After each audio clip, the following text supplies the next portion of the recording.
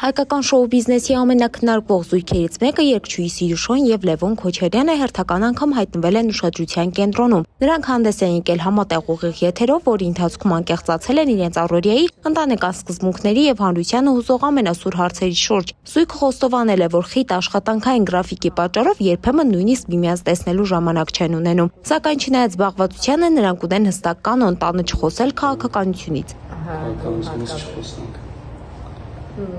Մենք փորձում ենք երեկոները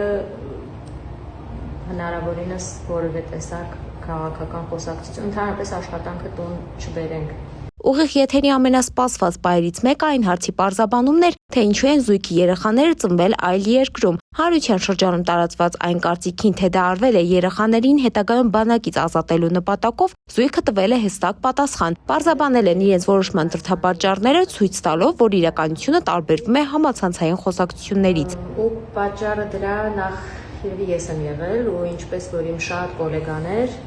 այդ շրջանում, որպեսզի ավել ուշադրության կենտրոնում չլինես այդ վիճակում, այդ կարգավիճակում։ Զրույցը անմասն չի մնացել նաև ջերմ եւ հուզիչ հիշողություններից։ Լևոնը պատմել է իրենց ծանոթության սկզբնական շրջանի մասին, նշելով, թե ինչպես էր ամեն գնով փորձում ներկա գտնվել Սիրուշոյի բոլոր համերգներին։ Դա այն եզակի հնարավորություններից էր, որը թույլ էր տալիս տեսնել սիրելիին եւ լինել նրա կողքին, նույնիսկ հեռավորության վրա։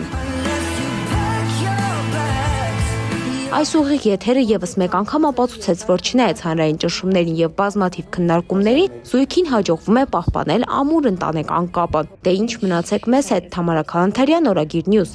Կարակ առաջարկեք թեմաները, մինչև մենք հիմա գնանք աշխատանքի, հետո երեկոյան կմիանանք։